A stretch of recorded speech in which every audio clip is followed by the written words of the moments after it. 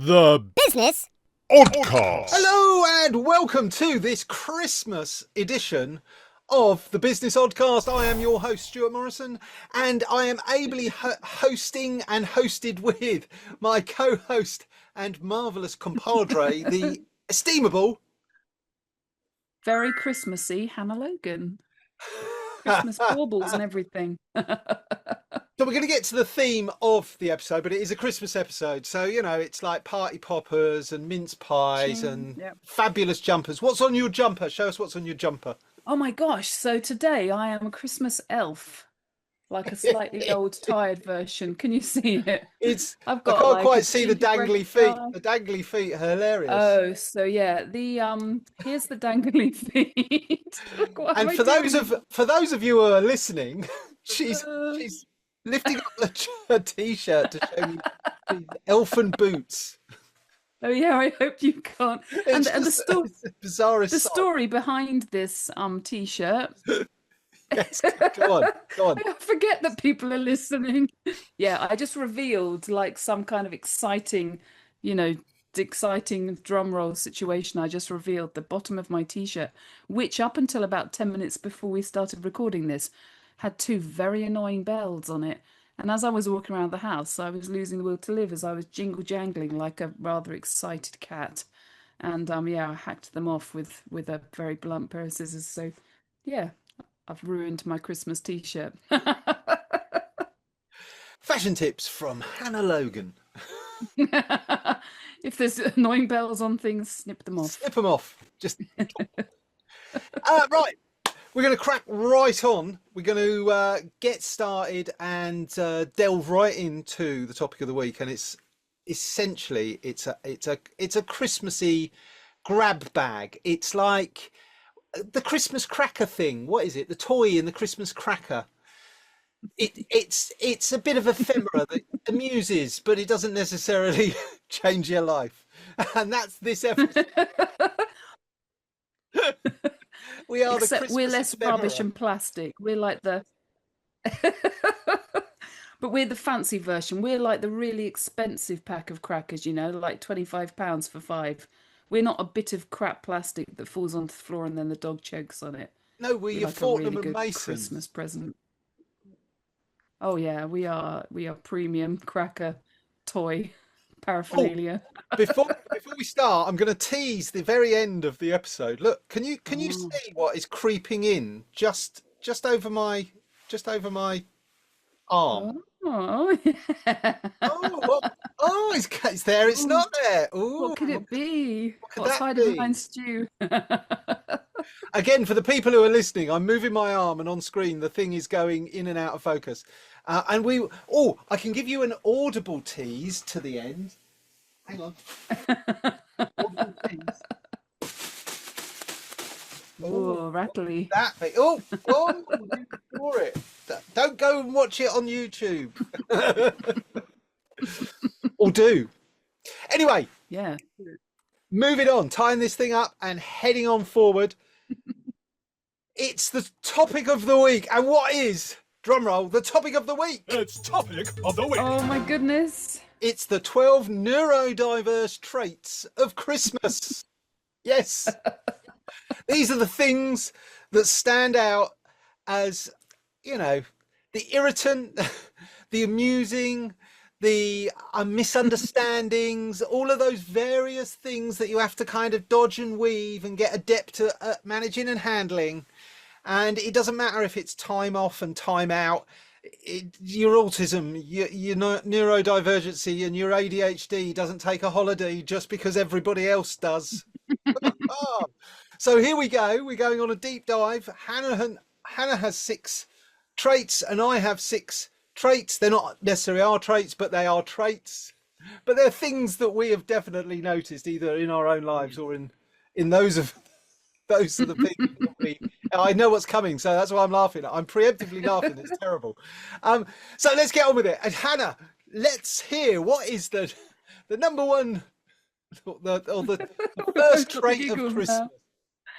Okay, Stuart. So my first trait of Christmas. So number 1 for me is what I like to call New Year, same you. You know, when we get to the New Year's Eve and everybody, or the build up to the New Year, and everyone's like, "Oh, this year I'm going to be thinner," or "This year I'm going to be," yeah, no, you're not. I'm not. I'm going to be the same. So, yeah, as I like to, I've accepted that now. So, as I like to call it, the annual performance review that it's conducted by me, usually in the bath on Boxing Day, that post-Christmas kind of, what am I going to be? I'm going to be the same. Everywhere you look, people are talking about New Year, New Me, as if some kind of miracle occurs as January limps into view. Spoiler, it does not. It certainly doesn't for me. Or rather, that's been my experience for the last 50 or so years. Us NDs can get that extra special layer of festive joy, you know, that kind of delusional belief that next year will suddenly be organised or consistent or socially competent. Nope. Yeah, it's not gonna happen. Nope. Sorry. Um, Same or old, maybe same even, old. or maybe even be able to reply to emails without needing a lie down afterwards or questioning every word within them. Double spoiler, we might well not. And that's okay. The whole self-improvement at gunpoint thing is basically the Christmas cracker of eternal pressure. Loud, dramatic, and inside you'll find a tiny plastic disappointment, like we were talking about, Chris. Yeah, the plastic disappointment. No, it's called a cracker, Mum. But why is it every year I'm like, me, pop? I even upgraded myself one year to like a stupid amount of money for a bunch of crackers. Pop, oh, it's just a metal crap thing. It's basically what I would have got in plastic in the cheap version, but it's just a metal version. Dog still eats. And PS, if you make a resolution, make it something achievable, like drink water occasionally or eat a meal occasionally. Just yeah, aim low. This is my tip for Is you, it? all Is of you this? that are listening and watching. Aim low on the New Year's resolutions.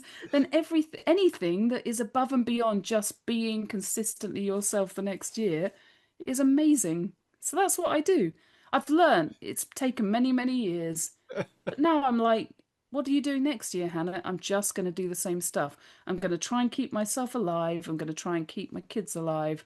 I'm just going to hit some deadlines. Try not to cry too much. The end. If you've got a system that works,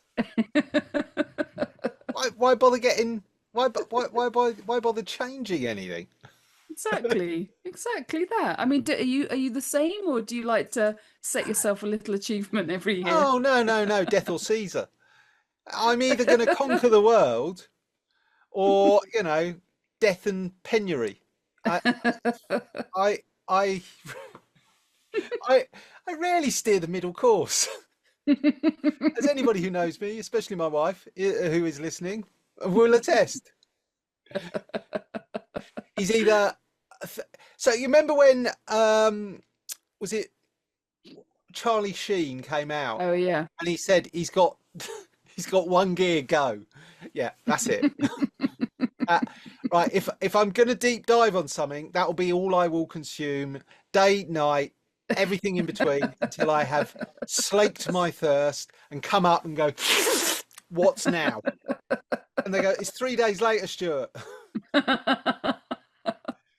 Oh yeah, no. Yeah, that sounds familiar. Moderation, that's an odd word. I can't do that. Can't do that at all. Yeah, I do subscribe to a little bit of. I hear what you're saying. It's an arbitrary deadline. It's just another day, effectively. But it does give you a chance to mark the thing with a kind of like, what was I doing last year that I didn't want to do this year? So you can keep an eye on like, Yeah. yeah, it was a few too many chocolate bars at 4 o'clock in the afternoon. And in fact, there was a few too many. I've had one chocolate bar. Well, I might as well have another one. How many days doing that, I've Stuart? broken it now. I might as well carry on. Oh, it's like a packet of marathons is once I pop, you can't stop. Like Pringles, but the chocolatey version. See, the problem it. with it was that Lidl do a fun size one fun size. There's nothing fun Yeah. size about something that's half the size of the normal size. They're right? like a mouthful, like a little tiny. I bet there's nothing in those. I see. I reason in my head because of inflation. Yeah. Okay, I call it nostalgic inflation, but because of inflation, two of those little mini little ones are about the length of an old school proper people who know marathon. Yeah. slash 90s marathon. stickers. Yeah. You know, the old kind of. Do you remember when you had it in your pocket and if you banged into someone, you'd be like, "Oh, I'm sorry." You know, boom! I caught you with my chocolate bar. Nowadays, Like a ruler. like a feather. Yes. Is there anything in here? Packet of crisps these days. You know, I want to annoying. end up an hour after I've eaten the crisps, sweating the smell of the crisps. I want that much oil in it that it's coming out my pores. See, it doesn't. Moderation. You want to be Stu. super flammable by the end of it. Exactly. I want to eat crisps until I can't face another crisp. You can't chew anymore till you've lost all the capabilities to chew. You open the bag these So, days yeah. and you look in and it's just disappointment coated in flavouring. You're like, don't talk into the bag because the echo will deafen you. Hi, anyone in Like, there? where's the other half of this packet? I'm really sorry they forgot to put some crisps in my crisps. I counted one day. I think my kids must be so bored of me. I opened a packet of I was going to say the brand name. Yeah, I'm going to do it. Go I on. opened a packet of Walkers. Oh, Please don't sue me, Walkers. I've got nothing. I've other got nothing that disappointing you- crisps are available. I opened a packet of Walkers. I opened the packet. I'm like, there are literally 5 crisps in here. I'll give them the fact that one of them was a Gigantosaurus crisp, but there's literally like 1 mutant crisp and 4 average ones. What?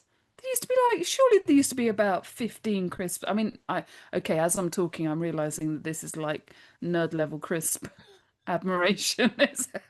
I can't eat a big crisp. Crisps. I can't eat a big I eat crisp. 5 crisps in one go. You can't eat a what? I can't eat a big crisp. Oh no, they hurt the corners of your mouth. No, it's survived. Can't get it in. It's survived. It's made its way through all of that.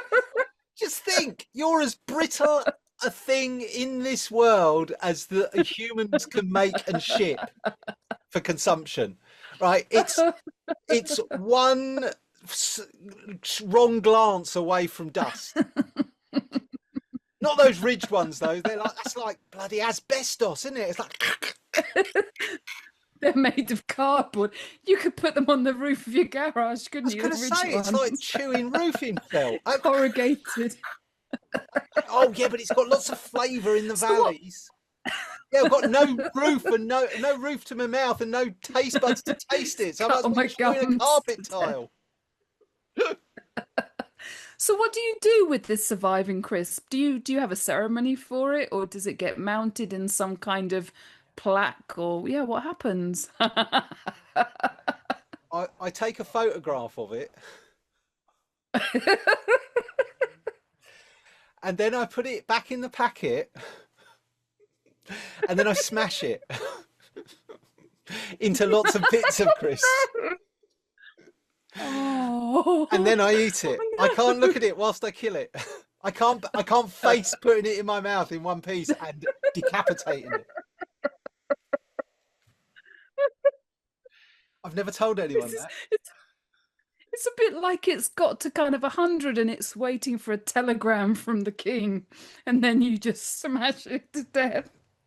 It's like, I did it, lads, I made it. I got through the factory, I got through the storage boxes, the shop shelves, then I get battered to death on my final moment.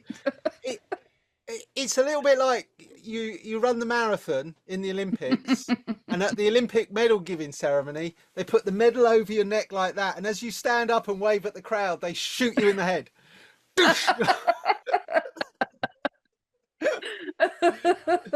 Yes, that's brutal what you do to those surviving crisps. I know, but I can't. I've got to eat it. I am going to eat it, just not all in one go.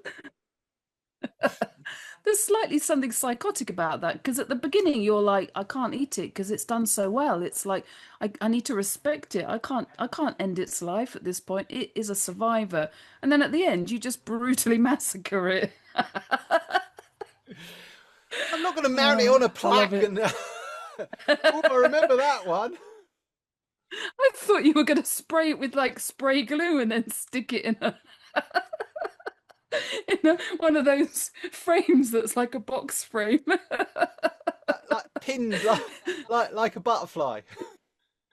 You've got like 10 of them in your office. Oh, brilliant. On that bombshell, I think we've explored. I think we've explored your trait. That was a brilliant tangent. Very good. Right, brilliant. Yeah, so what's next? What's second trait, the second neurodiverse trait of Christmas. I'm putting in this is a given. This is almost like, let's mention this because everyone's going to go, oh yeah, of course. Anyone who's neurodivergent will know about small talk. It's just about bearable.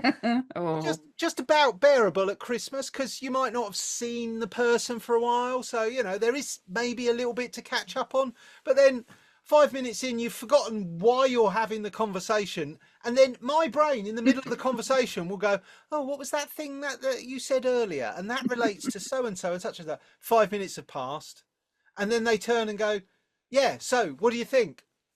And you're trying to rewind the buffer because I've got like this buffer in my head that I can hold a little bit because I know that I'm going to be squirrel at some point. My brain will latch on. And what was that? Or over here, somebody else is saying, and I'm like in that conversation suddenly, but this person's still talking at me. And it just drags you out of the conversation, and then you're dumped back in it in a little bit like, right, what happened? Who moved? Where? And especially if it's like 3 or 4 people. And it's like conversation roulette. It's like, right, and sometimes 2 conversations in a group of 4 or more people. Oh man, 2. Working hard to keep up. And the thing is, right, I love my family and all the rest of it, but I'm really not interested in what your sister's dog did last week. Really, and you know what the scourge of small talk is these days, and I've caught myself doing it. I can't say that I'm blameless in this, so this isn't like holier than thou. It's making small talk and going, oh, hang on a minute, I'll show you. I've got a picture on my phone. And then you have to stand there while somebody flicks through. And I've been this guy. I have been this guy. And you flick through and you're like, how far back are we going? When did this happen? 2 hours later. Flick. And then they start showing you like, oh, look, yeah, I went there in the summer. Oh, so we're already 3 months ago. Oh, God, this is going to be hours. Flick. Oh, look, funny dog. Don't care about the dog. I've told your wife. They're never a conversational Scorsese, are they? You never hit pay dirt in the immediate family. It's always the crazy cousin, or usually it is the best small. Here's a neurodivergent top tip, right?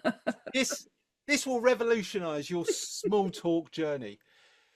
So go and find the aunt who always brings the latest boyfriend to the party, or the friend with the latest boyfriend. Go and talk to the latest girlfriend, boyfriend, partner, person that's been dragged along. Because guarantee they don't have any family. That's why they're at your place.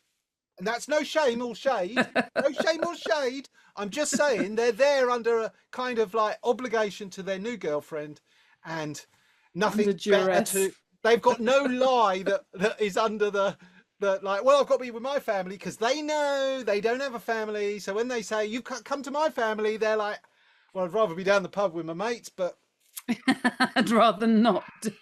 Okay, let's do this. They're always your best conversational gambit. Oh, no. The crazy you uncle have heard any of their stuff. Or the enforced guest.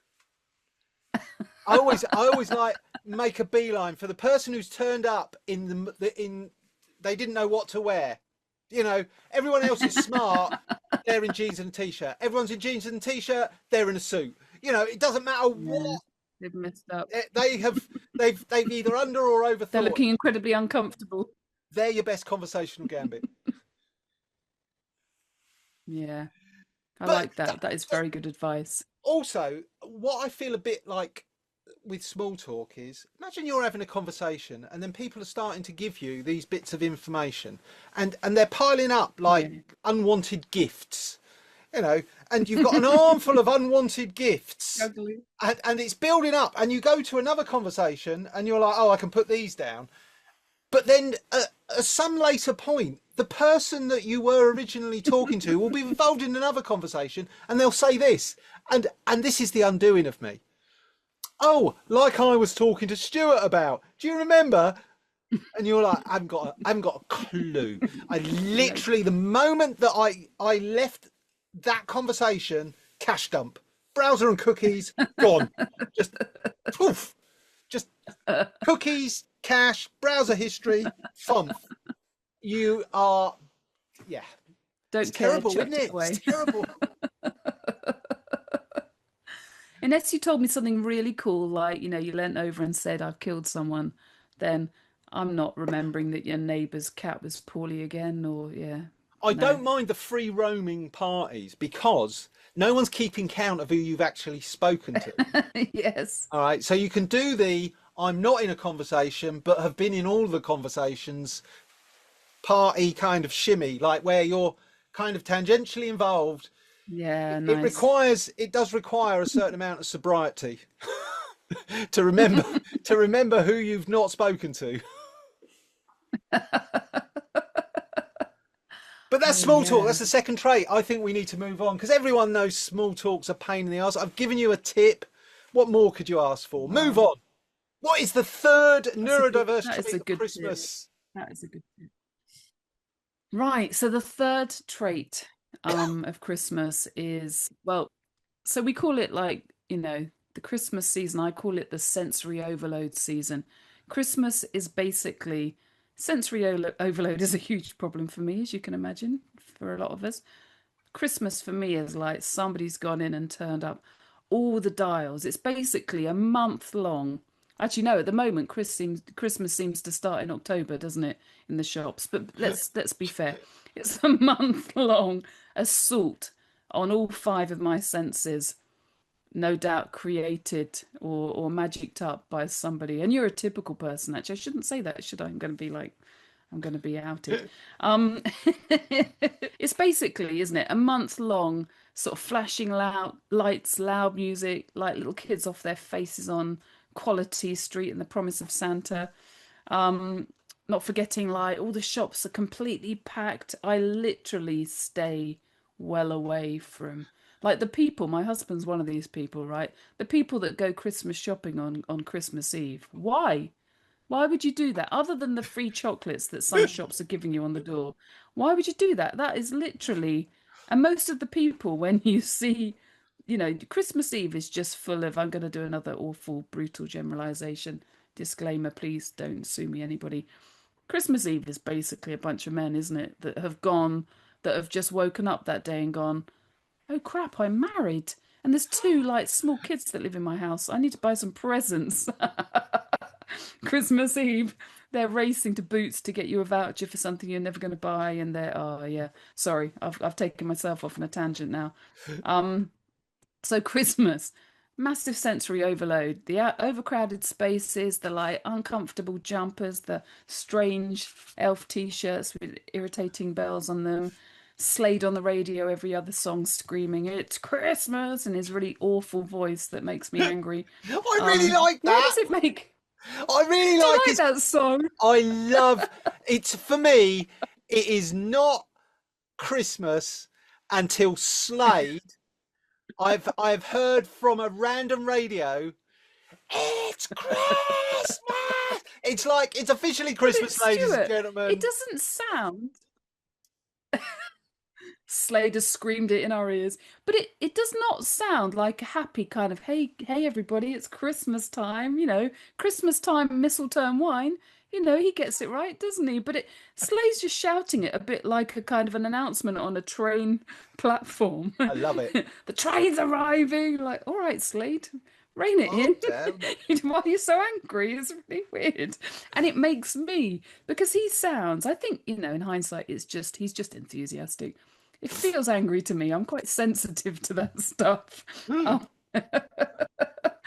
um, and then, you know, other parts of Christmas, sort of parties, or, you know, if you're unfortunate enough to have to work in an office with other people, like parties that smell like over God. processed kind of Iceland beige food and bad decisions. For me, Christmas, the soundtrack to Christmas is a constant munching through a giant tub of cheese balls.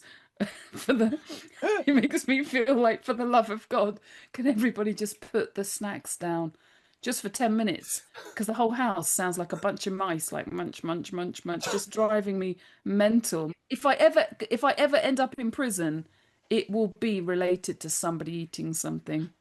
That will be it. That will be my downfall. So, like, for me, Christmas, you know, don't get me wrong, there are good bits for me. Of course there are. I'm kind of joking in part of this. But for me, basically, my brain spends the whole of December just like crying in a corner with a pair of noise cancelling headphones on, literally. Or like, you know, I keep making excuses like, oh, I've had a lovely day. I've just got to go and get something from the nothing. I'm just going to go and stand in the shed for half an hour in a quiet corner with my head against the wall, like trying to just power back up, like a shutdown mode, you know, like a robot that just like, zzz, like I'm shut down. Just reboot. Can't have any more input. Need So a yeah, little reboot. sensory overload. Too much of everything. Yeah. Yeah, it does get a bit kind of, I feel soaked like a sponge that can't hold any more. Yes, wring it out to start again. Yeah, Yeah, too no, much. Gemma's often come and found me at family parties perched on the bed with a cat. I'm with the cats. It's just like, I'm done for a moment. I will be all right. I'll be the life and soul in a moment. But right now, I'm just wringing myself out. Yeah, I hear you. Well, I'm glad we can. Yeah, we're both. there's no avoiding it though at Christmas, is there? I mean, everywhere you go, there's noise, there's overstimulation, there's overconsumption. I'm making it sound like I'm a right curmudgeon, but I You think, and I are the Grinch. I think for me, it's islands of quiet and finding those moments, like Yeah, just getting up an hour early and just giving yourself that, I can just be, yeah, no demand on me. I can just be. Yeah, definitely. just peace. I'll So take yeah, a that was take a number breath. 3. Going for a walk. There's another one. Or if you have to walk with other 2 mile people, walk. Yeah, 2 hour either walk way too fast so they can't keep up, or walk so slowly that they lose you. I'm not saying I've done both, but I've done both.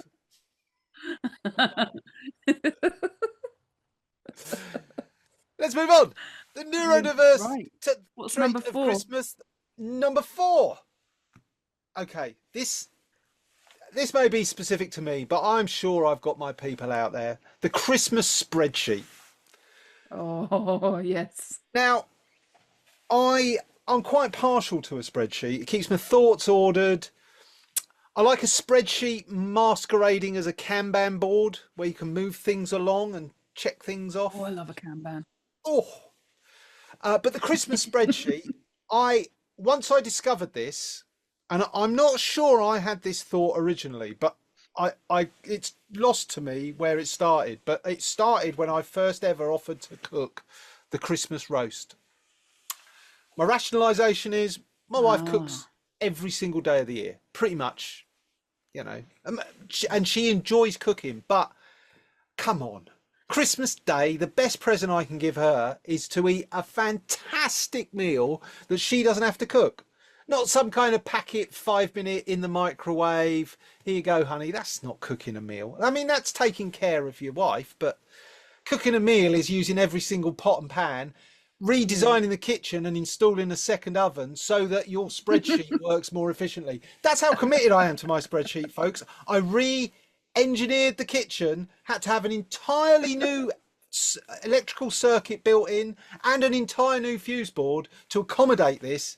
That's such is my deep dive dedication to ensuring that I am more efficient with my timings, so that every year we have a big bird, a big roast, and all the trimmings, right? Because I'm not missing out because I'm the one cooking it, right? Because that's lazy then, isn't it? And we do enough for the vegans. We do. If you've got a dietary requirement, my father-in-law, for the love of him, I do not know why, loves celery hearts. You know, my mother-in-law provides those, and we make sure that they're on the table for him every year. He enjoys his celery hearts, but that, do you know what I mean? It's like, that's nice. What he wants. He shall have it. So we say to anyone who's going to be around the table, I don't even know what they are. Yeah, exactly. If there's anything you want on that table that will make your Christmas, pigs in blankets, you've got it. Vegan pigs in blankets, you can have it. Gerbils nostrils. Got a sprinkling of those.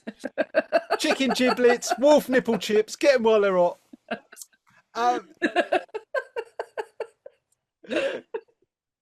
But we have to use every single pot, every single pan. It's a mountain of metalware in the sink afterwards. But I have the spreadsheet, and hand in hand with the spreadsheet goes the alarms. The spreadsheet tells me what to do. The alarm tells me when to do it. So I've worked out the spreadsheet beforehand. I've fitted in. I've looked at, oh, okay, the bird's going to need the bird's going to always need the most. But from then we have a finishing time, and we can work back for the roast potatoes and the parsnips, and so it all hinges around that, and we move it around, and we have the same thing every year. Of course, we have the same thing every year. I like the same thing. I like the same thing when I was 10. I like the same thing now. Why would I change? Let's have lasagna. Why don't you fuck off? Don't make me cringe. We're having a big bird, all the trimmings. End of. And if nobody else is having it, cook it anyway. So, but it's like a Formula One pit crew in the kitchen. It's like you come in the kitchen. There's a Maginot line. There's a line across the kitchen from the edge of the dishwasher to the edge of the fridge, which is about 60% of the kitchen. So you've still got a large chunk of the kitchen. Right, it's mostly taken up by table, but for the sake of the argument, you've got the rest of it. You can, if I allow it, go into the fridge.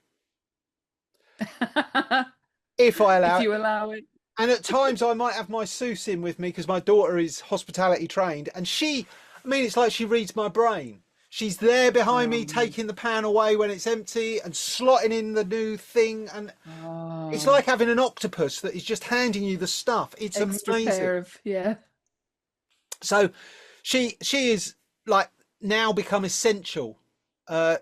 She's my Christmas Robin to my Batmange too.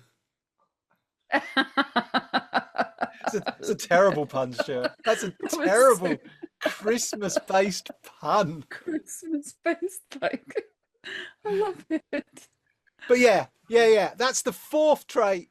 That's the fourth trait of neurodiverse is liking a time. Like, there's nothing that is going to wreck my relationship with someone than going round their house for lunch at 12. And by 12:30, they're just saying, do you mind? It'll be about another hour. I am literally going to kill a pet and chew on its carcass. I'm going to eat your hamster. Yum, yum, yum. Why did you not? I would have eaten before. I'd have brought a flapjack. I'm not saying I like to eat at 12, but I like to eat at 12. Sometimes a bit earlier. But it's almost like you like a routine, Stuart, or something. It's becoming horribly apparent. Why did no one notice? Late diagnosed, always known. Always known. Diagnosed late, but always known. Right. So, Hannah, what is the fifth trait of neurodiverse Christmas? So the fifth trait of neurodiverse Christmas is something that I've not had to do. Fingers crossed, we'll never have to do again. Not had to do for many, many years. Christmas work parties.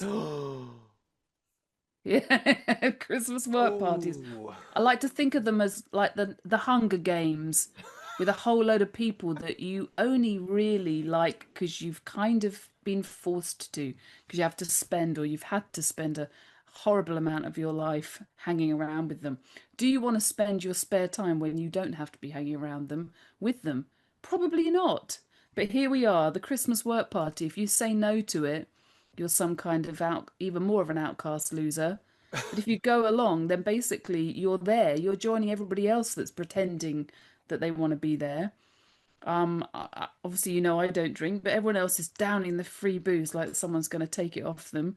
You know, and looking around excitedly like, another pint of Foster's, it's free. Like, oh my God. For me, it's not just the people, it's like the combination of the noise, the kind of unstructured mingling, the terror. Oh my gosh, the terror of somebody. So I'm not a dancer, like I'm not a dancer. When I used to drink, I thought I was a dancer, but it was more of an exotic dancer than any kind of trained dancing. Luckily, that period of my life is no longer. That's a sidetrack we won't go on. My worst thing, and I've got a quite a vivid memory still of this at one of my office Christmas parties many moons ago. My worst thing is when people are like, Hannah, come and dance. And I'm like, no, thank you, Anne. I don't like dancing. Hannah, come and dance. No, thank you, Anne. And then eventually, like, they grab your ears, like, Hannah, come and dance. I still remember Anne from accounts. If you're listening or you're watching, you're probably not, thank goodness. I am still sorry. I slapped her. I slapped her hand off my arm because she was dragging me to the dance floor. And I growled in a slightly psychotic way. I growled, get off me, like a growly, horrible. And she just looked at me like, why is this such a big deal? I'm just trying to get you to dance. No, never do that. Never, ever do that. It was not my finest moment. I've digressed, but it was not my finest moment. Also, permission to everybody listening and watching, permission for you to stand by the exit like some kind of Victorian ghost. In fact, I actively encourage it. If you have to attend, then just locate a quiet corner immediately when you get there. Say hello to a couple of people that will remember you later, and then find a quiet corner immediately. There is always one. Just find that quiet corner. It's usually near the coats. Basically, become the coat-goblin. Hang out in the quiet corner. It's peaceful there.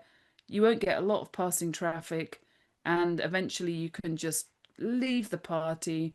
The next day, everyone's more drunk than you were, right? You've planned it that way, or in my case, you've not drunk at all. The next day, everyone's like, "Oh, I didn't see you. Were you there? Oh yeah, I was there till the bitter end. Yeah, one of the last people to leave." They don't remember if you left early or not, so just follow all of my advice right there, and that will get you through an office Christmas party. And Secret Santa, they always put that in. Oh, I was going to say, how do you feel about a Secret Santa? I hate it because I need detail. Secret Santa's like, just spend £5. What? No, I need to know. Is it a comedy present? Does it need to be something that they'd actually like? What are people doing?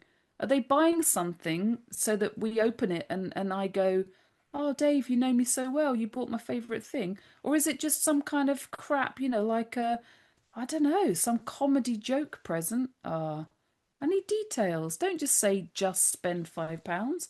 That's not enough detail. So what's up next? What's number 6? Neurodiverse trait number 6. Okay, this again is a symptom of the problem, but is a trait nonetheless. Unwrapping presents unreasonably slowly. Oh. The rage in the room because I refused to claw. I'm feeling it. I'm not a velociraptor clawing at a car full of teas. You just look around the room and it's like a feeding frenzy of like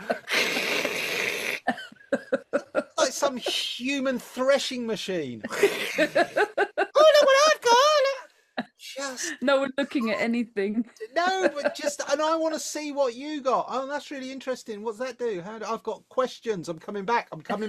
What have you got? No. We have to all do it all at once. It's like everyone has their birthday on the same day. What Jesus bought me. I go unreasonably slowly, like to the point where I am peeling the sellotape so slowly because I don't want to rip the paper slowly. And it's thin Oh, paper, Stuart, or that's that annoying. foil paper. And you know Oh, how you know how a yes. foil paper likes to rip. Oh, yeah. Ah! And my daughter takes after me. Two of She you does exactly the slowed same it. thing. I won't be rushed. My PDA kicks in. I would do it in my own time. I will unwrap my way. Exactly. I will undo all the knots. If you've tied a, and some people know this of me, and they try and bait me by like wrapping it Loads. completely in sellotape, like an entire tape. Oh, let's get some parcel tape. Let's put some gaffer tape. Like pass the parcel, 20 layers of. I am sorry, but I will separate, and I will recycle the what I can. Just will. Always have. Oh, Christmas in our house when I was a kid, it would be like 12 presents could last us all day to unwrap. Oh, I feel anxious just hearing that. Oh, between me, mum, and my dad, what have you got? Oh, hang on a minute.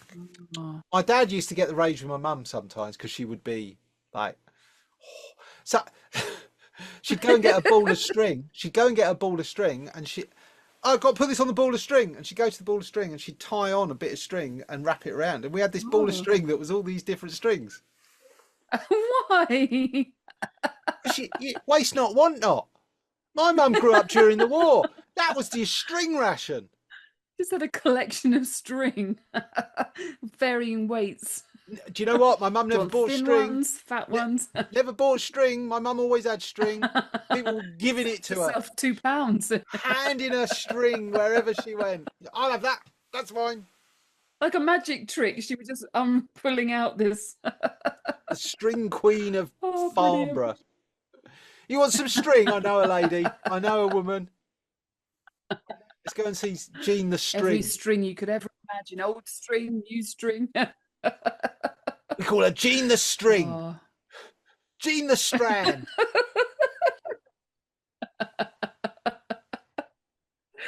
Oh, brilliant. But yeah, I unwrap presents so slowly that I've had people take the present off me and open it for me.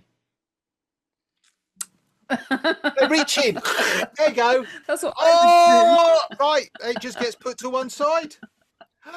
You can't do that. People get annoyed at me. It's like, you're as annoyed at me for doing that as I am at you for what you did, but I'm the bad one.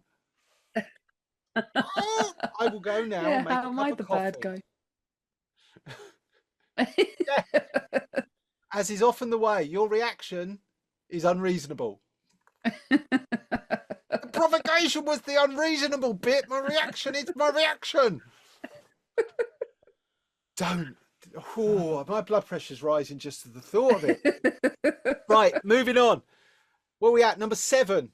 The seventh yes. neurodivergent. I've lost track. It must be 7. It must be 7. Yeah. So my number 7, 7th trait of Christmas is a must-see everyone pressure. Where does that come from? Like, let's be honest, the rest of the year, I'm not feeling that. I'm not feeling that desperate need to see everybody.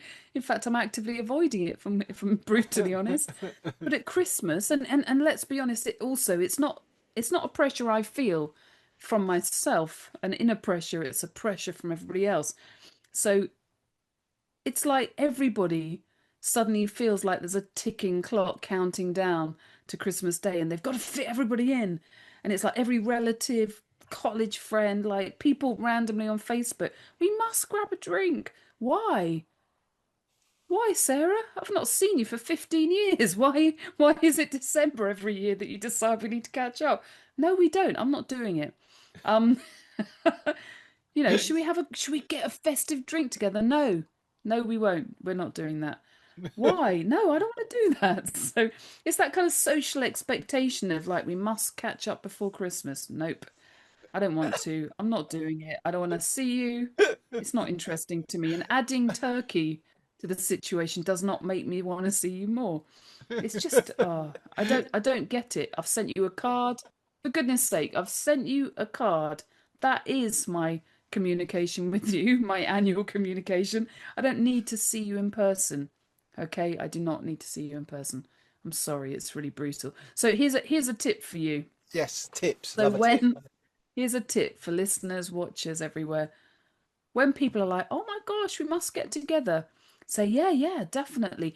I tell you what, let's do it in the new year when everything's calmed down a bit. And they go, "Oh yes, good idea, good idea." They won't remember. Come January, they've burnt themselves out on too much Baileys and too many parties. They don't remember they promised to meet you in January. You're like, bullet dodged. Yes. Until the next year.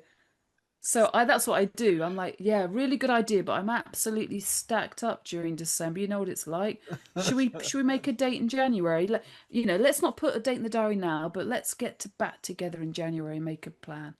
Oh, good idea, Hannah. Yeah. No, I'm not getting back to you. It's not happening. My friends are going to listen to this and be like, bitch, she's owed me a coffee for 12 years.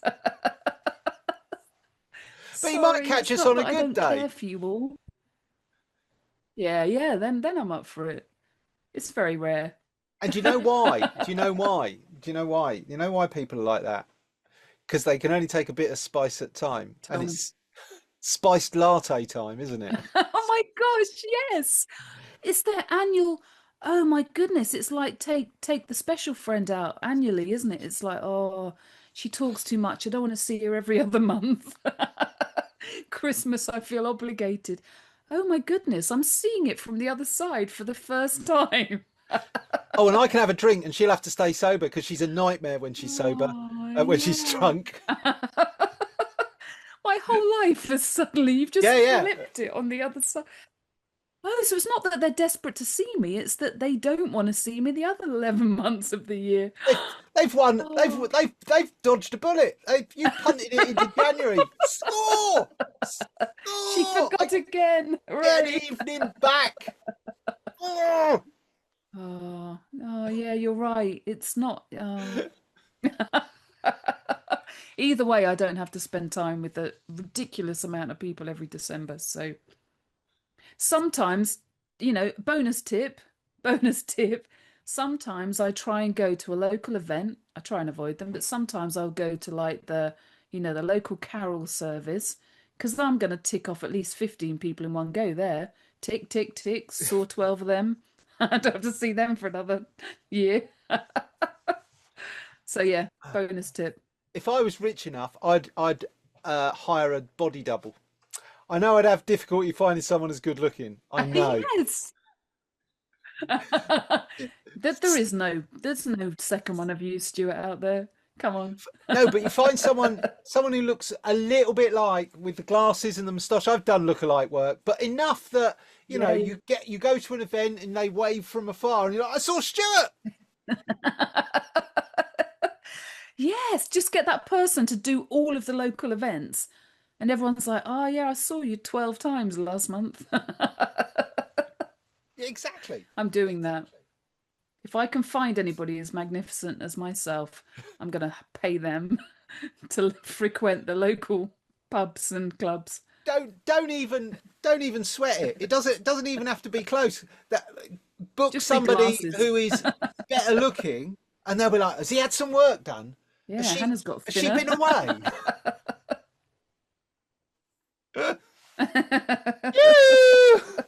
Looking well. Haven't seen you in a while. Oh, fabulous. She's coming over. She'll talk at us for an hour. Go. Right, a neurodiverse trait number 8. Number 8. Now, there are many, many animals that are associated with the wonderful glory that is Christmas. Okay. Yeah. From the animals lowing in the manger all the way through to, modern day films with all sorts of animals and creatures of many different stripes. But do you know who I say is underrepresented in this pantheon of cavalcade of Christmas characters? The Christmas turtle. Right? Because I think there is a moment in every Christmas where I become a Christmas turtle, and I just got to pull my arms, my legs, and my head in, and that's it. You know, you've done 3 family events in 3 days, like Brutal. back to back to back, and it's nice. It really is nice. Catch up with a few of the people that you do want to spend some time with and you do find interesting. But 3 days of it, it's like an assault course. It's up, it's dressed, it's breakfast, it's in the car, it's drive for 2 hours, it's do the thing, it's have a thing, and then it's like, oh God, I've got to drive back. And you drive back, and then you're sitting on the sofa and you're like, oh God, I've got to do this all again tomorrow. And you get 3 days of that, back to back. And it just leaves you like with the 5% flashing battery. So you have to have a day off. You have to have a timeout. You have to have a family agreement beforehand. Look, on that day, I am doing nothing. There will be no decisions, no dishwashing. I will barely move from the dent in the sofa. All right, just to empty and fill my bladder. That will be it. If you want anything, any decision, like what do you want to watch? No decisions. It is a no decision day. I am a turtle. I am turtle mode. So for me, there's top tips here. Take a party holiday. Okay, you have back-to-back things. If you're in the middle of a party, and I've done this, I've got testimony, eyewitnesses, right? I've gone take myself to somebody else's room and had a doze in a party that's not being thrown in my house. Just I just like need to be plugged into an outlet for 20 minutes. I just need that kind of like having a little nap in somebody else's house. Yeah. It's often happened. Where's Stuart? And the thing is, people don't miss you.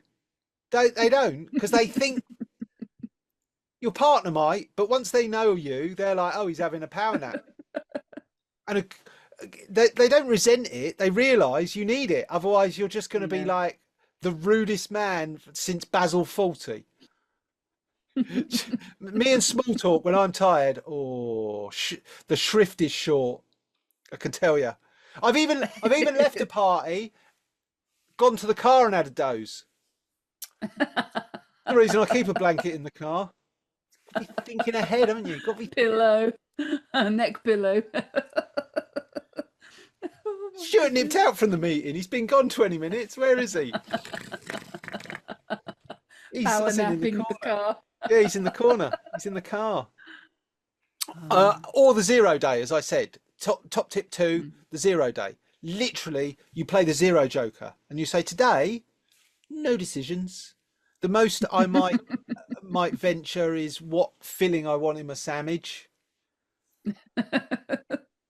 Because it's leftovers, isn't it? We're eating leftovers. There's a lot of left. I don't mind a leftover. Yeah. I've got to say, the day after a party, I don't mind. Mystery meat surprise after a barbecue. You open it up. What have we got today? Oh, what's that? Is that chicken or is it pork? Lamb chop. What is that? Let's warm that up and figure out what that is. So yeah. So that is 100% for me. A successful Christmas it is being able to go away and recharge and take some time out and being respected for that, not just it being put up with, people knowing that this isn't something you choose to do. If you, hey, hell, I'd love to do back-to-back parties, but I can't. I used to perhaps do that when I was younger, because you've got more energy and you've got more ability to sustain and you know your capacity for that kind of onslaught. And also you don't know about this and you just think to yourself, well, dig in, this is what other people are doing. But successful outcomes, it's after, it's not the day after, it's the month after. The recovery period is just, for me as I get older, it's just longer and longer and longer. So yeah, Christmas turtle, Be in touch with your inner Christmas turtle. I'm going to do that this year. I'm committed to that. I'm going to make like a turtle. Yeah, I exactly. love it. That Right. sounded like I said mate like a turtle. I'm not mating like a turtle. No idea. And I am not Make. Googling that. I'm gonna be a turtle. Sorry about Right. Neurodiverse trait number 9. Hit us with it, Hannah. Number 9, drum roll. Oh, I've set it up to be something a bit more exciting than it is. The routine shuffler. So basically, Christmas is like a magical Christmassy limbo week, isn't it? Where time dissolves and we all just lose sight of reality. We're like staggering around our houses, our faces covered in chocolate. We're like snaffling for snacks like little porky truffle pigs.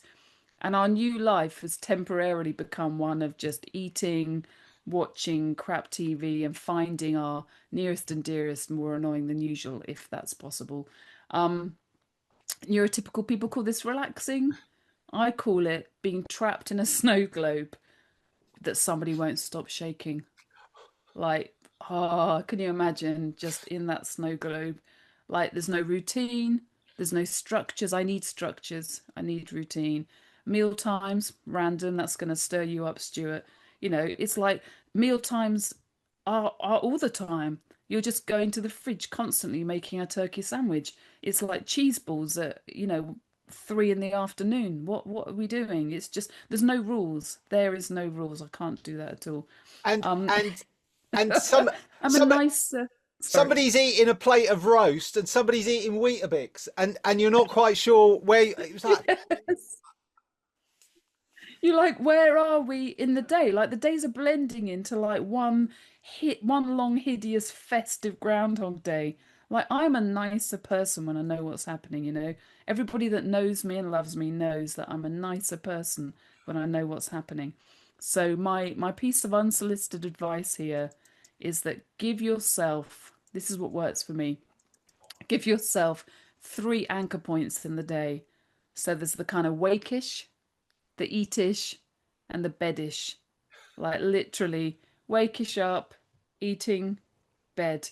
Everything else can just float. It just, it's hard when you need a routine, but you have to accept for this period of time that there is none. There is none. It's brutal. And this, if you stick to that plan, this should stop you maiming your relatives, basically. There's the random phone call from a friend round the corner. Do you want to come round for a drink? It's 10 a.m. Yeah, it's Christmas. What? Yeah, let's get started. What are you doing this afternoon? Nothing. Well, actually, I was thinking about doing some painting in the. Just. I'm not adverse to having a snifter, but like, just not 10 in the morning. I'd stagger. It's the Like amount I said, of no alcohol rules. that is drunk at Christmas. And I'm not excusing my own part in that, but it's like, should we open a bottle? What? Breakfast wine? What? With the Weetabix, okay, no. Pairs No. nicely with cornflakes. Oh, you can really taste the. Any other time of the year, it makes you an alcoholic, but now it apparently is okay because rules don't matter anymore. Everything is, completely bizarre. It's champagne, right? Yeah, well, it's champagne, isn't it? What's that? It's a boozy breakfast.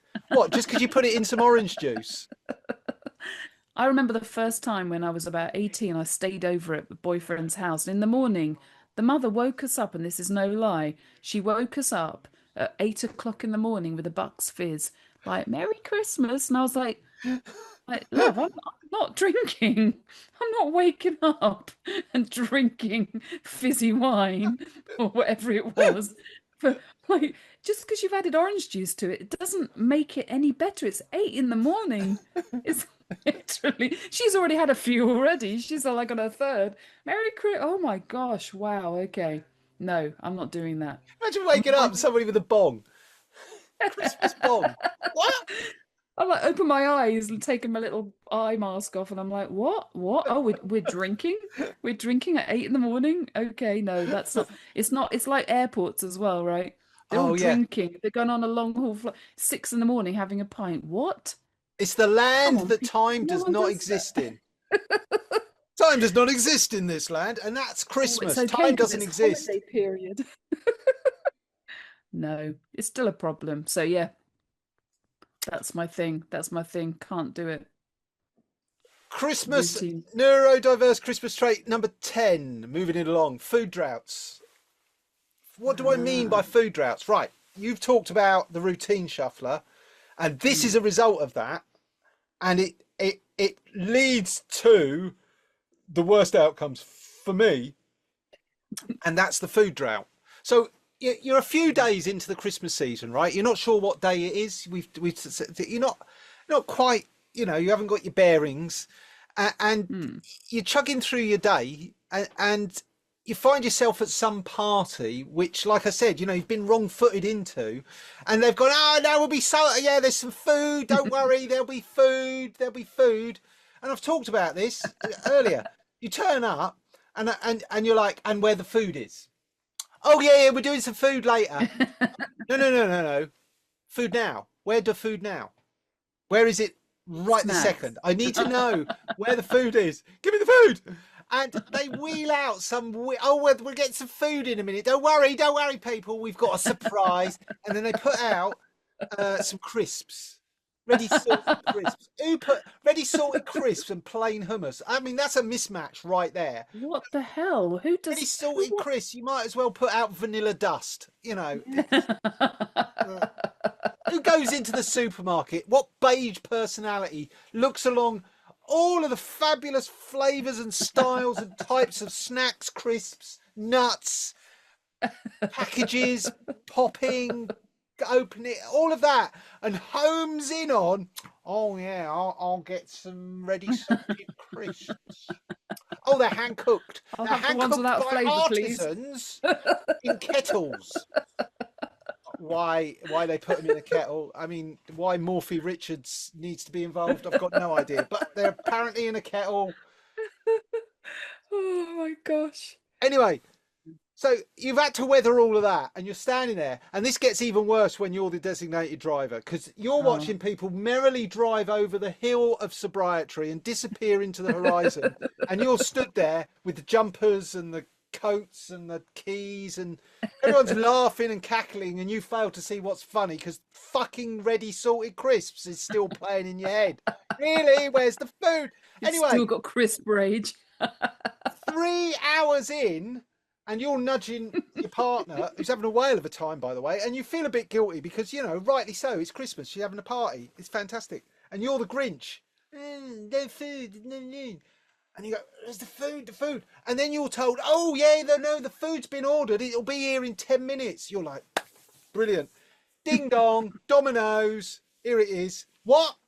Where's the gluten-free one? Oh, we forgot.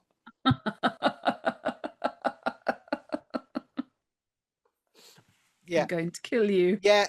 So yeah, no, I have party food on me at all times. I am not relying on somebody else. I'm not finding myself in the middle of a food Like drought. literally on you, like you've got pockets full of sausage rolls. Oh, maybe not that drastic, but I will have a flapjack or some kind of chocolate bar, Yeah. or some kind of like Keep you going packet a of bit. nuts. Jems knows now. She's like, have we got some food? Have we, especially when we're heading into unknown territory. It's a little bit like an expedition. Anyway, that's food droughts. Stuart, I've got a question. Yes. I've got a question for you. Yep. What do you feel? How do you feel about communal grazing? Because I do have some issues with the idea that there's a bowl of peanuts that 58 different people have fondled. No. Is that a thing for you? No, You're right. No, if somebody's put their hand in peanuts, that's their peanuts. Oh. They may as well yes, put them in their okay. pants and shaking them up and down and put them back in the bowl. So that's Peanut? No thanks, you're right. I know where that has been. It's been in the peanuts around in your... and everywhere else. I I was at a party once and there was a guy kind of like, just looking over the table of mixed whatever it was, all sorts of rubbish. And then he kind of coughed a bit. And at that point my brain's gone, okay, no food for you tonight then. Because I don't know where those particles went, but all I know is that he coughed over all the food. So I'm done. And there's no snacks in my pockets. At that point, I'm just hungry. I'm hungry and I'm angry. I'm hangry at that point. It's not good. It's So not pretty. I was at an event in a London, a fairly decent London bar in Richmond. Yeah. And it was one of those kind of work, kind of friend events where you knew a couple of people socially, but it was kind of a businessy thing. Yeah. And we're all stood there, and we're there for a meal.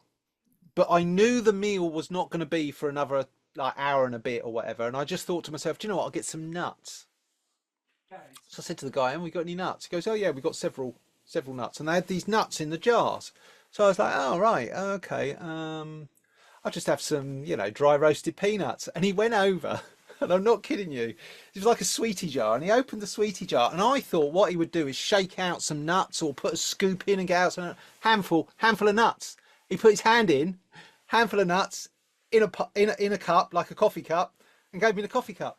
I was like, No. why wouldn't you scoop it out with the coffee cup? But no, the hand in, junk. What the hell? At that point, I'm like, nope. I Put said them to back. him, I just witnessed what you did. So do you know what he did? I said to him, "Why wouldn't you put the thing?" He went back, tipped them in, and then scooped it out and plonked it down really passively aggressively on the counter. I was like, "That's no better." That's the same nuts. And one can only presume that all of the servings up to that point have been honk shoot. Oh. Oh. Oh yeah, What's hand in wrong the cookie with jar. people? Oh, well, you see, there you go. That's why I Yeah, don't that's go not out good. to eat That's not very good. often. And if I do, it has to be to a specific places that I trust.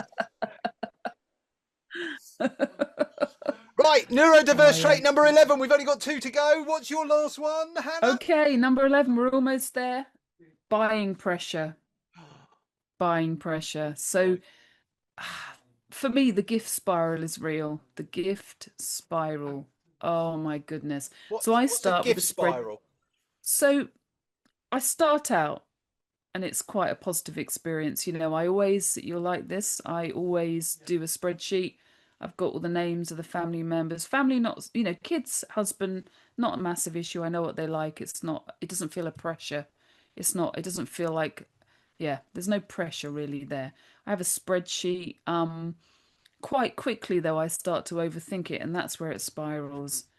So if I don't automatically know, like, my stepdad, he likes a nice t-shirt, done. Other people, oh, I don't know. And then I overthink it and I overthink it. And I'm wandering around the shops and people are jollying along, listening to bloody Last Christmas on the radio, Christmas tunes, every song. I'm wandering around. I'm eating the mince pies on the door, which is the highlight of that experience. Pacing the aisles.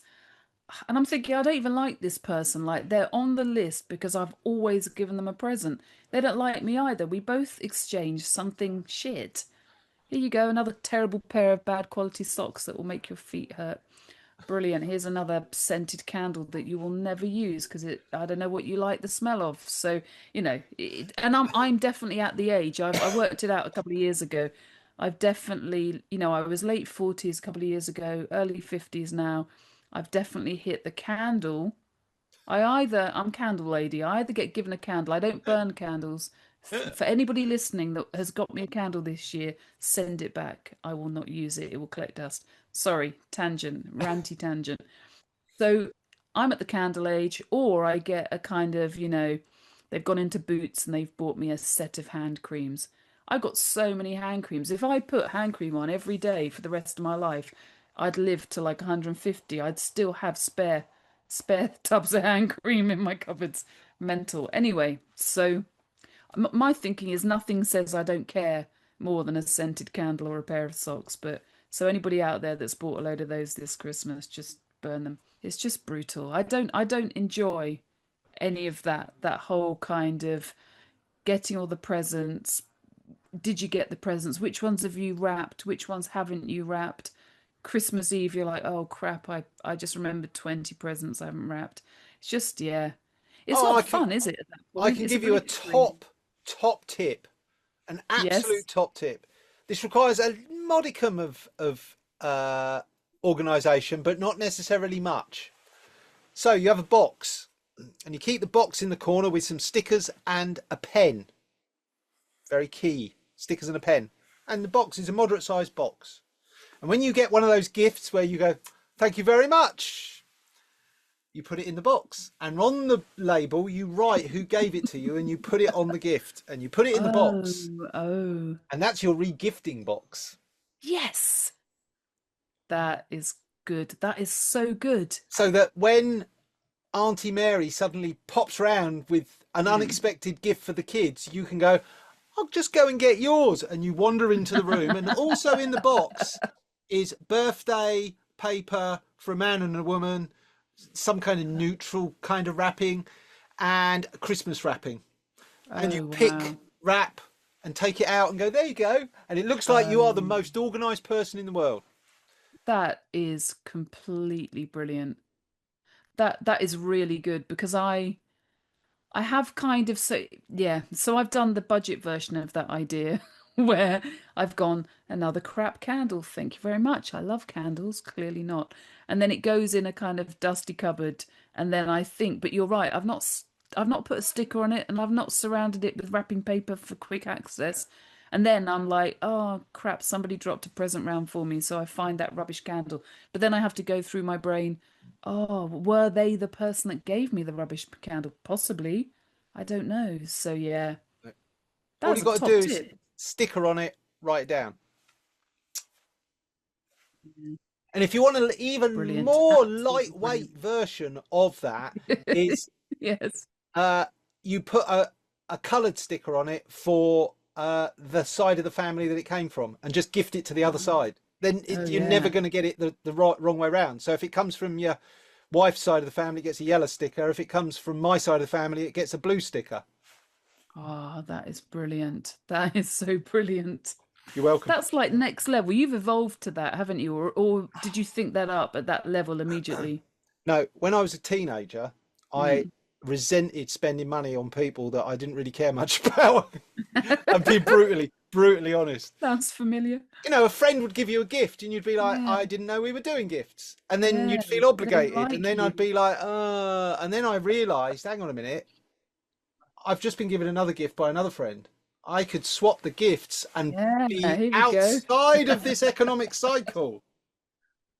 Yeah, I Next like level that. thinking. Oh, I've got your gift. I'll drop it round next time. Yeah, Get it's the in the other gift, cupboard give it with back, yeah. give it thing. All you got to do is change the labels and hope they don't write on the wrapping paper. You haven't even have to. You don't. How thoughtful. What was it? Don't know. My mum said I was an evil genius. You are, but that is utterly brilliant. So I had a friend, so I still have that friend, and they do, I don't know if they do it now, they're adults, but when they were younger, at Christmas, they had big family. They'd all sit round the table to do, you'd have liked this, because they sat round the table unwrapping, and they'd all be like, okay, get your first present. Everybody could get their first present, and they'd unwrap it. If they didn't like it wasn't talked about. The rule was that if they didn't like it, unwrapped it, or another candle, it goes in the middle of the table. So they're all sitting around a giant table. It goes in the middle of the table. So the person that's given you that present is watching you go, that's shit. It goes in the middle of the table. At the end, it's a free for all. They can all, one at a time, pick out one of the discarded unwanted presents and take it for themselves. And when this person told me, I was like, that's brutal. So, like, your cousin just watches you go, nope. And they said it works really well because then, you didn't want it, but somebody else did. And I said, but that's like Dragon's Den for Christmas Day, isn't it? It's like, did Auntie Mary like it? Oh, she went in the middle of the table. It's just brutal, utterly brutal. I love the honesty of that. I I really thought you do. might. I thought you might, but it's just Yeah, there's no pretense. It's not even like, oh, thank you. Yeah, I like that. I'll wear that one day. Never. It's just instant. Nope, No, that's crap. Thank you for that. I hate it. I hate all of that social bullshit. Tell So me yeah, if you like it. If you don't like it, give it back. I'll get you something else. It's my best guess. I don't know everything about everybody's taste. Like I know broad strokes, but Jem does all the wonderful, wonderful task of eking out the small trying to budget I work it. hand Yeah. over. How much are we spending per max? How much? Oh, I'm sure we could get it lower than that. This year, the challenge is, and I don't care if anyone hears this, the challenge is, can we get it second hand? Oh, that's very good. I like Hey, that from a whole kind of repurposing, it, recycling point of view. it doesn't matter Yeah. if it's second hand, if it's the perfect thing for something you want. I'm not talking about a pair Yeah. of worn out Old pair of pants. shoes or, yeah, whatever. Found on the motorway. I found this where at the side of the road on the way here. What is it? It's a high vis jacket. It was a high vis jacket. I think it might got no have a bit arms, of but fox it'll be- fur on it. I don't. Happy Christmas. Right. Oh Thanks. my goodness. My godmother was she didn't have a huge amount of money. She's not with us anymore, sadly, but she didn't have a huge amount of money. She was the best present giver ever. Like, firstly, she made it her mission to know us all really well. And she would wrap things in beautiful, like, but repurposed wrapping paper. She'd buy us something that you'd always love. It might be a book from the secondhand store, or something she'd found in a charity shop or a craft fair, but like, didn't cost much at all. But like, wow, every year when she was alive, you'd know, oh, okay, that is, you'd wait. That would be the excitement, would be to unwrap her present, because you knew you'd be like, oh, she's nailed it again. Exactly what I wanted. Exactly what I didn't even know I needed. But yeah, I think you get to a certain age, and it's not particularly old, where you've got the stuff you want, and then people, I was being a bit brutal about candles and stuff earlier, but the reality is, what do you buy a woman that's 50 that has a job? If I want something, I buy it. So, I tell you what, and I've said this and I don't mm, know why people don't take me up on this. Donate something to charity and just tell me you did. I don't even need to see proof of it. I'll trust you. You were going to buy me a present. Why would you not I need spend a the money? photo of you. Get your phone and Yeah, text your favourite charity a tenner. yeah, I don't even care who it goes to. You choose. You do some good with yeah. your money. Right, look, let's get on with this. The final one, number 12. Let's Yep. get this puppy done. Number 12, gormless guests. Oh, Oh, look, if you want a cup of tea, it's a kitchen. Take a wild guess where the cups are going to be. Are they going to be in A, a cupboard, or B, a dishwasher? Well, if I look in the cupboard, I might you find a clean decide. one. If I look in the dishwasher, I might find a dirty one. Well, then guess where you should start?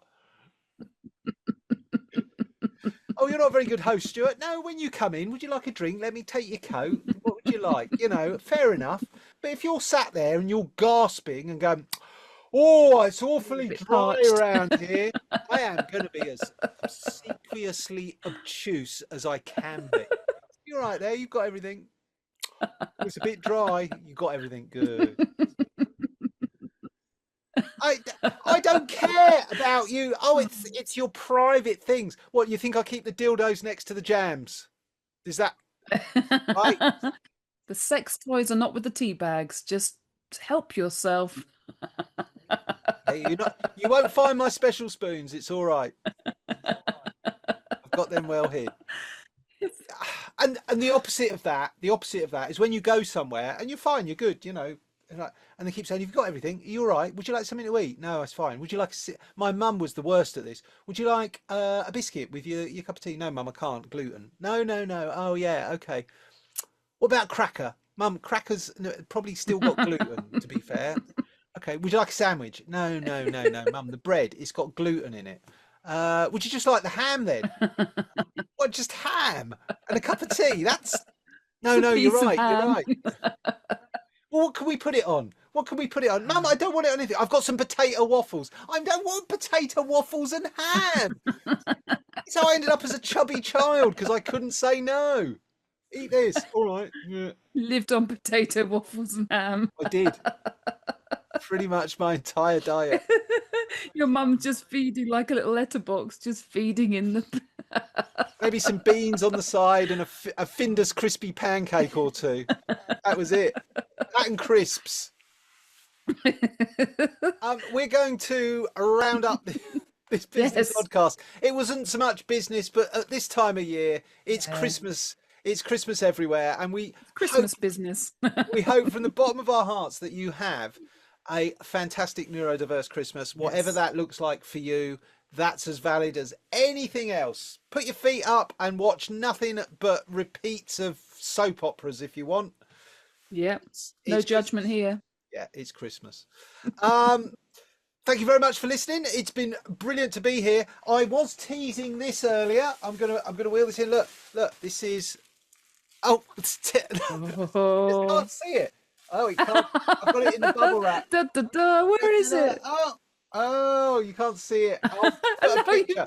There it is. There it is. I'll pretend that's my body, and it's now suddenly seeing it. It's the new Business Oddcast. The new Business Oddcast studio logo for behind us on the set. So I can't wait to reveal the update to the Oddcast in the new year. There's lots of stuff. It's very exciting. Very exciting. If there's any topic that we've covered in any way, shape or form has affected you in any way, please leave a comment. Please like and subscribe. Tell your friends. Tell strangers. We're not adverse to anyone at this. Anybody, bus queue, yeah, supermarket, when you're mingling, buying your presents. If every single person who listened got one other person to listen, we'd maybe make double numbers. Yay! Yeah, we'd be famous. Yeah. I don't care. I'm it. never not doing Spread this. the word. Thank you for listening. As I said, all of the details are below. We do love to hear from you, and if you're interested in being a guest, the link is below as well. So do send us the information that we asked for, and we'll see if we can get you on. It's lovely to have chatted to you again, Hannah, and thank you for putting a Christmassy smile on my face. So thanks. A begrudging tinsely hairband. Thanks everyone for listening. But before you go, quickly, what's next week's topic? Oh my goodness, what is next week's topic? Oh yeah, New Year's resolutions and goal setting. That was it. New Year's resolution. So neurodiverse New Year goal setting. Neurodiversity. No, that doesn't work. Say that when you're drunk. So yes, we'll be looking at all things New Year's resolutions, New Year, New You, all of that malarkey, and probably so much more. Thank you for joining us. We'll keep it light, we'll keep it loose, and we'll get back to some business after the silly season. Thanks very much for listening. At some point. Goodbye. Merry Christmas. Thank Merry you. Christmas. Bye-bye.